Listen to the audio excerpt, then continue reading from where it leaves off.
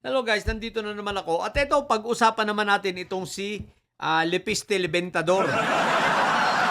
Bakit natin pag-uusapan? Aba, sapagkat itong mga nakarang interview sa kanya ni Pinky Web, sa Bilyonaryo, sa ibang mga radio stations, no? Aba.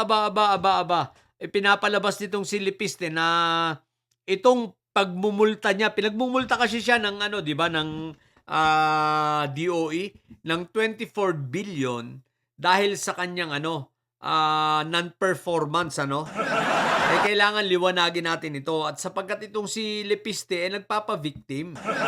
Pinapalabas niya na ang mga bagay na nangyayari ngayon sa kanyang buhay, sa kanyang negosyo at itong mga pagpapamulta sa kanya ay dala ng politika at dahil sa Cabral Files. Excuse me po, Congressman Lepiste.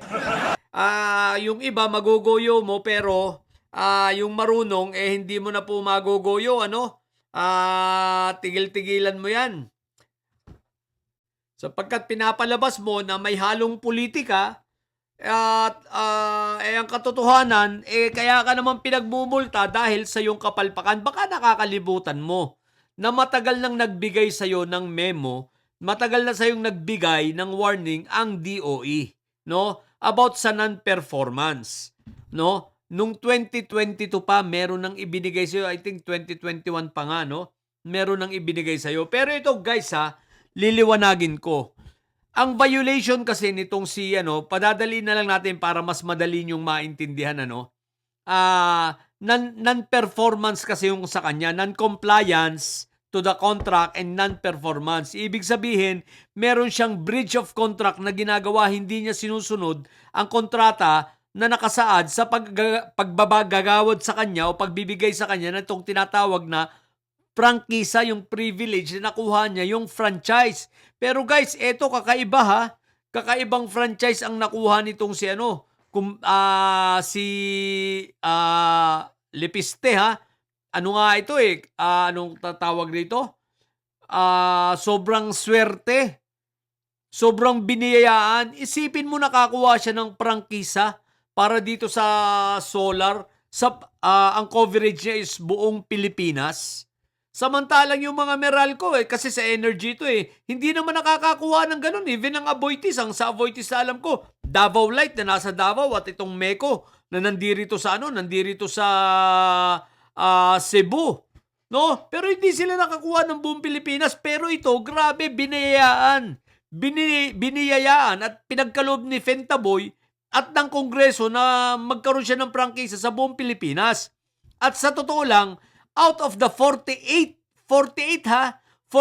contracts na iginawad sa kanya sa isa sa mga kumpanya niya, na itong kumpanyang ito ang pinagmumulta, 32 rito ang tinerminate ng DOE. Tinerminate dahil nga sa hindi pag-comply o hindi pagpuproduce, pagbibigay ng output. Ibig sabihin, hindi niya ginawa yung dapat ay ginawa niya nang naaayon sa kontrata. So ngayon, sino ang lugi rito? Unang-una, hindi lang po gobyerno ang lugi rito. Bakit malulugi ang gobyerno? Dahil mapepending po yung sa tinatawag na Energy Development Plan ng DOE na yan ay pangmatagalan. So kasama yan. Pag sinabi po kasing Energy Development Plan, ito yung mga plano ng Department of Energy upang pababain ang ating kuryente, bigyan ng sapat na supply, at tuwing hindi tayo magkaroon ng krisis tuwing summer na tinatawag. Nakalakasan ang pagkonsumo ng kuryente dahil sa init. So ngayon, hindi tinupad ngayon nitong si Lepiste yan. Ang malupit pa rito, as in talagang wala siyang na-produce, wala man lang talagang nagawa.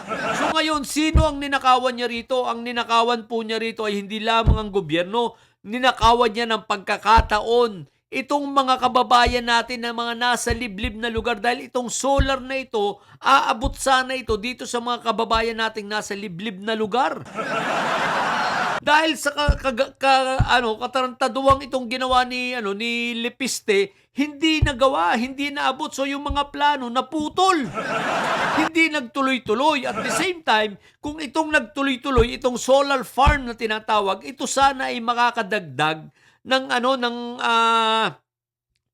supply ng ating kuryente at makakabawas-bawas sa reliance natin sa paggamit ng coal o ng mga uling at ng mga krudo. So ito kasi at the same time may commitment tayo sa international community na babawasan natin ang carbon footprints natin at isa ito sa makakatulong sana at hindi dito ginawa ni Lepiste.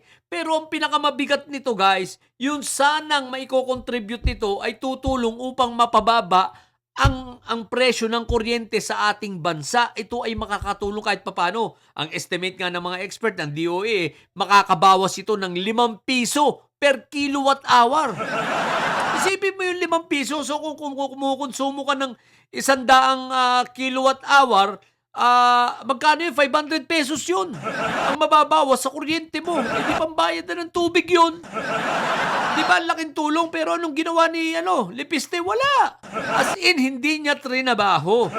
Ang masama pa nito, guys, ay kawawa yung mga nasa liblib natin o nasa sulok na mga kababayan natin na hindi maabot ng kuryente, hindi kable. Sana ito ay makakatulong rin, itong solar project na ito, itong solar farm na ito. Dahil magtayo ka sa isang liblib na lugar ng mga battery doon, lagyan ng solar, 'di ba? Ng transmission doon, may supply na niya yung isang barangay na yon. At hindi ginawa nitong si Lepiste. 'Di ba? Plus ito ay makakatulong pa sa paghahati doon sa ating grid line, 'di ba? So wala, as in talagang hindi niya ginawa. Yan ang problema. Binigyan ng napakalaking kontrata pero hindi naman pala capable. Maaring may capable siya sa pera pero hindi siya capable sa management dahil kulang siya sa experience. Hindi porke pinanganak kang mayaman, alam mo na ang gagawin. Iba pa rin talaga yung ikaw ay may experience na nakapagtrabaho sa isang corporate at nakapwesto ka man lang kahit sa management para nakita mo kung anong pagpapatakbo. Pero kung ako naman, sa bagay, kahit mayaman ka, kung hindi mo nga kaya patakboy, kahit kumuha ka pa ng magaling na presidente, di ba, na magmamanage siya na kung hindi mo nga alam ang takbo ng isang korporasyon, paano patakboy ng isang negosyo, ganyan ang mangyayari. So, ang nangyari, as in, wala talaga, hindi siya nagtrabaho, walang iprinuduce na output. So, in short, talagang sinayang ang 5 taon mahigit. 6 na taon yata, to be exact, no? Sinayang lang nitong si Lepiste. So, ang lugi dito ay ang taong bayan. Ngayon, pinagmumulta siya ng 24 billion, which is good. Mauubos ang ubos ang kabuhayan ni Lepiste rito sa 24 billion. Akala niya, ha? Anyway, konti lang ang share niya dun sa natitira na kasama niya ang Meralco. 11% lang ang share niya ron. So, hindi siya majority share doon. Pero guys, itong mga kumpanya niya, lalo na itong pinagmulta na kumpanya nitong si Lepiste, sole proprietor po yan. Solong negosyo niya yan. Solo lang siya dyan. Hindi po yan corporate. Solo siya. Yan ang problema at hindi niya alam i-manage. At hindi lang talaga hindi niya alam i-manage. Talagang hindi sila nagtrabaho at hindi ginawa ang dapat nilang gawin ayon sa kontrata. Ngayon, ang ginawa, ibinenta pa. What the heck? Diba? So ngayon, ang tanong, paano kung hindi niya bayaran yung 24 billion? Dyan, magkakaroon na siya ng kasong kriminal, sigurado ako dyan.